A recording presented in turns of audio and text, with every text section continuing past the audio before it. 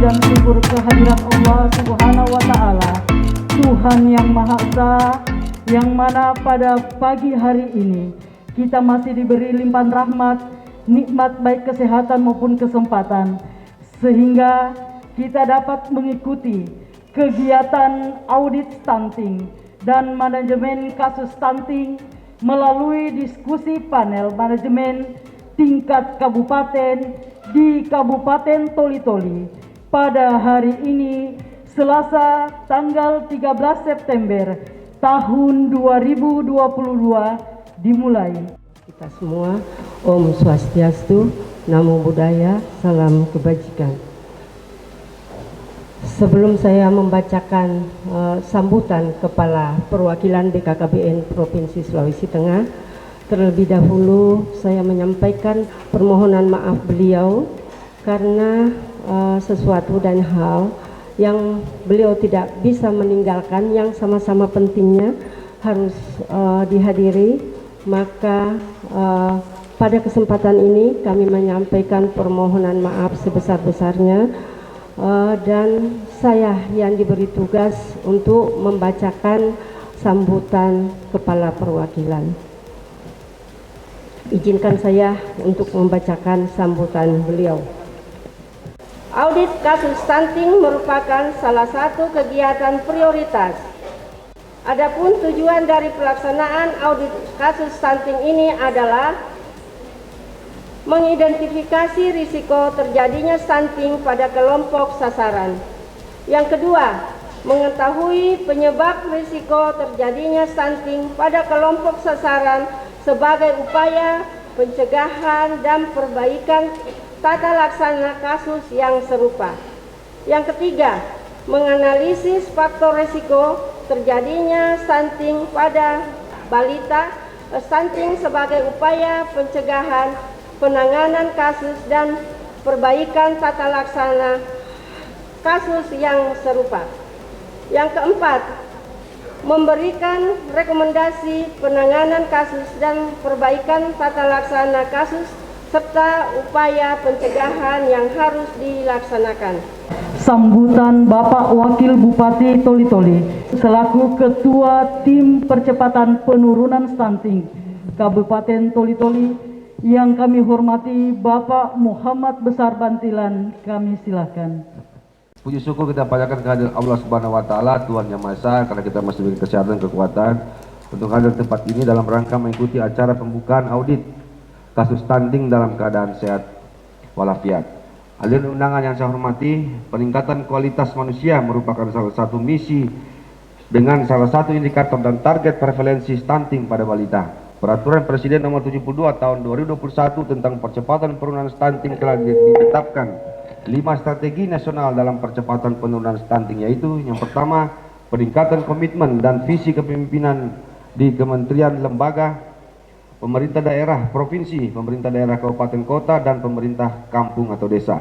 Kedua, peningkatan komunikasi, perubahan perilaku dan pemberdayaan masyarakat. Yang ketiga, peningkatan konvergensi, intervensi spesifik dan intervensi sensitif di kementerian, lembaga, pemerintah daerah provinsi, pemerintah daerah kabupaten kota, dan pemerintah kampung atau desa. Keempat, peningkatan ketahanan pangan dan gizi pada tingkat individu, keluarga, dan masyarakat. Berdasarkan hasil riset kesehatan dasar, prevalensi stunting pada balita telah mengalami penurunan, namun terkadang masih cukup tinggi karena artinya ada 1 dari 3 balita kita masih mengalami stunting. Kita menyadari bahwa untuk mencapai hasil yang optimal dibutuhkan dukungan dan bantuan dari semua pihak untuk mensukseskan percepatan penurunan stunting. Kerja keras dan saling bahu-membahu dari semua komponen dan elemen bangsa, pemerintah maupun swasta. Hal yang mustahil dapat menjadi mungkin. Mari bergerak bersama mensukseskan program ini untuk generasi yang berkualitas. Jadi saya minta, ini ada kebetulan hadir camat, kepala-kepala desa, dan juga kepala-kepala dinas. Saya minta dengan adanya dilakukan audit hari ini, kita akan menilai dan mengetahui apa saja selama ini yang sudah dilakukan terhadap dinas, termasuk camat, puskesmas, dan juga kepala desa. Karena yang kita ketahui, Pak Bupati itu sudah menetapkan beberapa desa sebagai lokus dulu. Jadi beliau mau kita fokus dulu di beberapa desa kita lihat apakah cara yang kita lakukan ini berhasil atau tidak. Ini gunanya supaya tim lebih fokus di masalahnya, karena seperti yang kita tahu masalah stunting ini sebenarnya ada di desa. Anak-anak muda kita ini diperkirakan tahun 2035 kita akan menjadi negara yang sangat besar dengan mengandalkan anak-anak. Tapi kita tahu ketika anak-anak kita mengalami kasus stunting, kemampuannya itu akan berkurang sekian persen. Menurut penelitian yang saya baca, dia akan berkurang kemampuannya.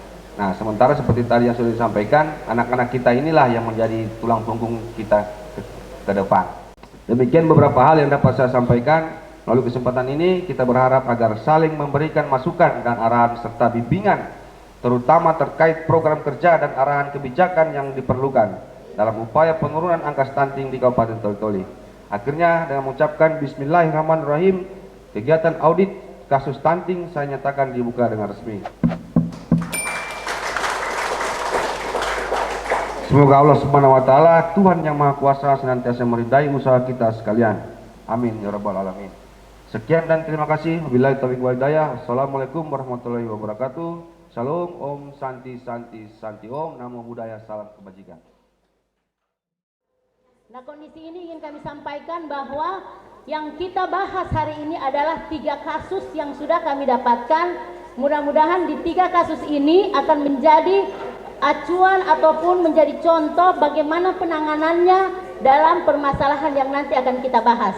Kami terima kasih karena semua ketua TPPS kecamatan, dalam hal ini Pak Camat sebagai pada lokusnya, pada hadir semua, sehingga kegiatan ini kami harapkan mengerucut pada kasus.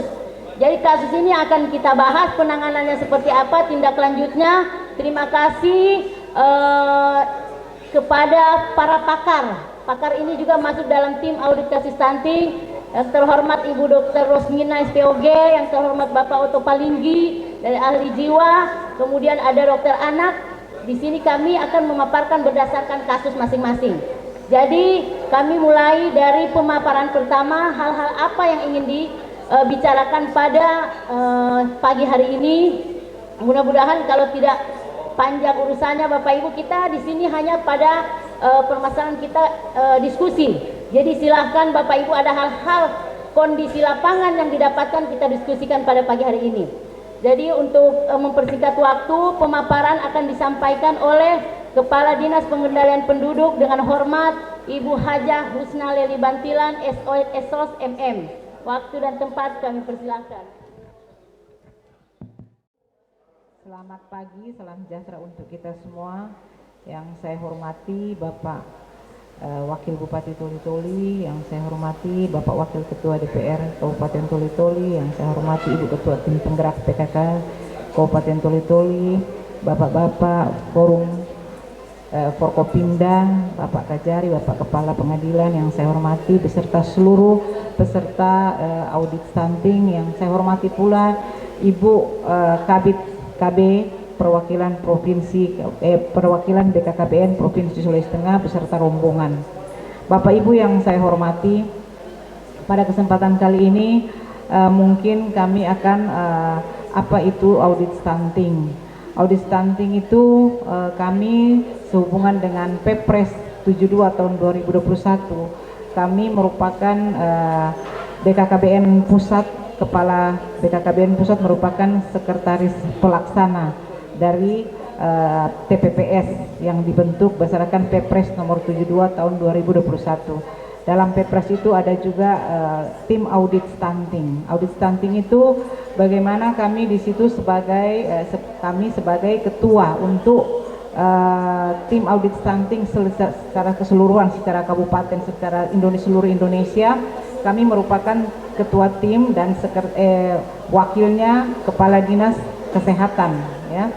Jadi sebagai langkah awal audit stunting ini yang merupakan yang akan kami audit ini adalah kasus yang sudah terjadi pada lingkungan kita, pada Kabupaten Toli-Toli. Jadi kami mengambil 3 lokus saja.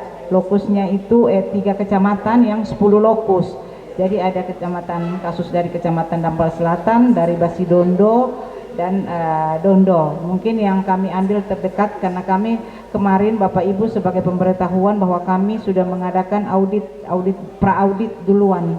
Kami beserta camat tadi beserta kepala puskesmasnya kami karena audit stunting ini kami mengambil datanya itu dari EPPGBM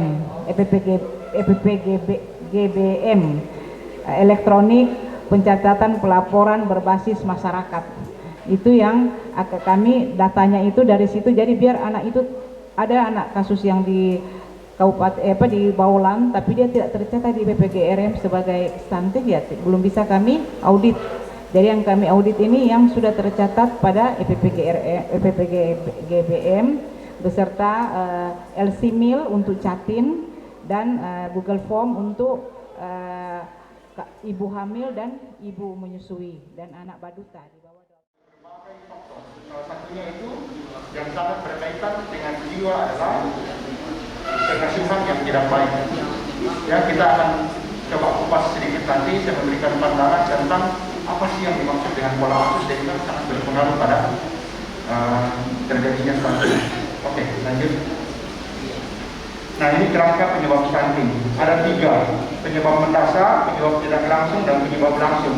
Mungkin yang sekarang kita lihat adalah penyebab langsung. Langsung misalkan tidak dikasih makan, kebutuhan proteinnya tidak bagus. Tapi pernahkah kita coba menelisik ke belakang dari sejak ibu hamil, karena 1000 hari pertama, 1000 hari kelahiran, itu dimulai tidak dari sejak lahir, tapi pada saat dia di dalam kandungan, ya 270 hari di dalam kandungan itu dimulai, dan dari situlah sebenarnya sudah dipersiapkan bagaimana anak-anak ini nanti lahir dan tidak terjadi stunting.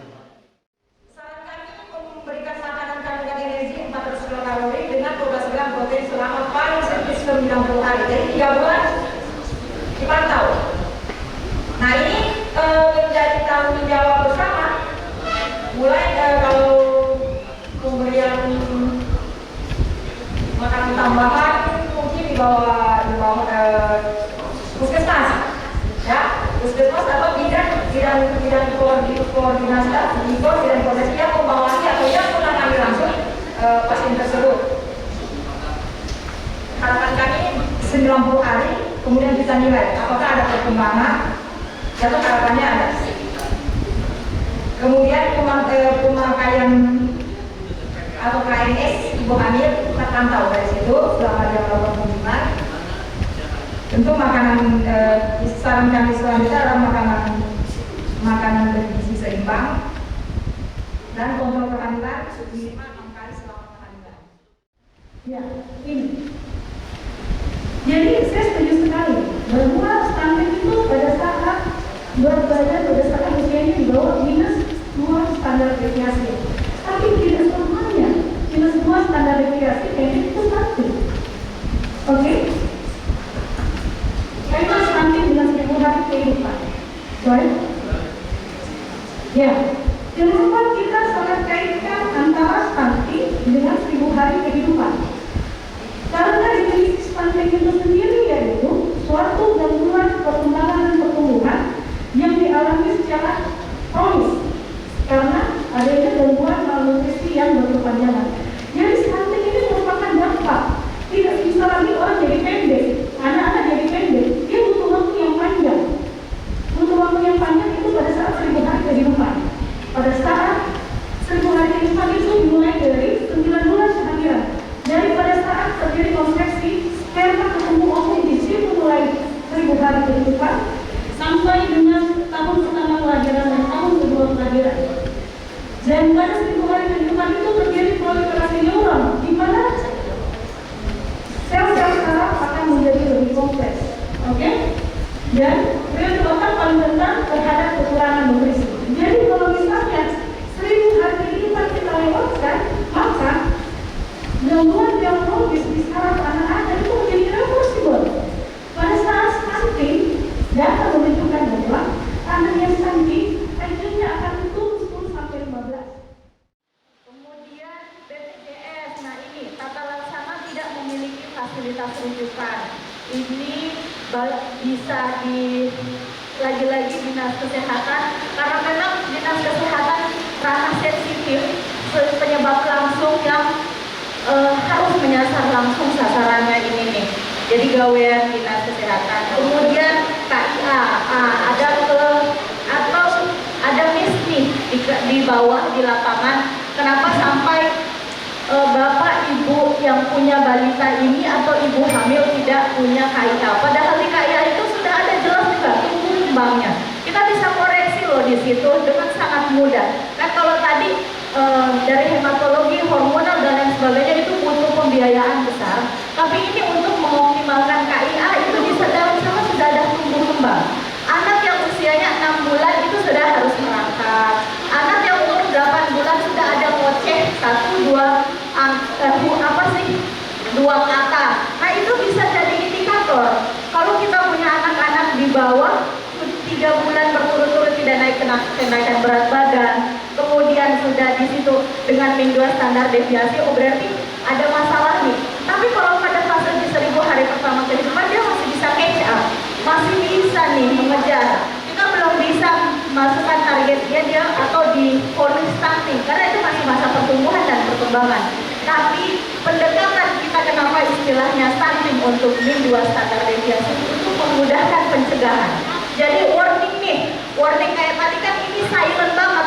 Stunting itu silent, tidak kayak gizi kurang atau gizi buruk. Anak-anak yang tidak dikasih makan 1 minggu saja atau 3 hari 4 hari langsung drop berat badannya. Tapi kalau stunting ini masa yang dari hulu tadi, dari janinnya, dari ibu hamilnya sampai lahir anak ini ada masalah gangguan gizi kronis di dalamnya yang menyebabkan penyakit infeksi itu lebih cepat tertular.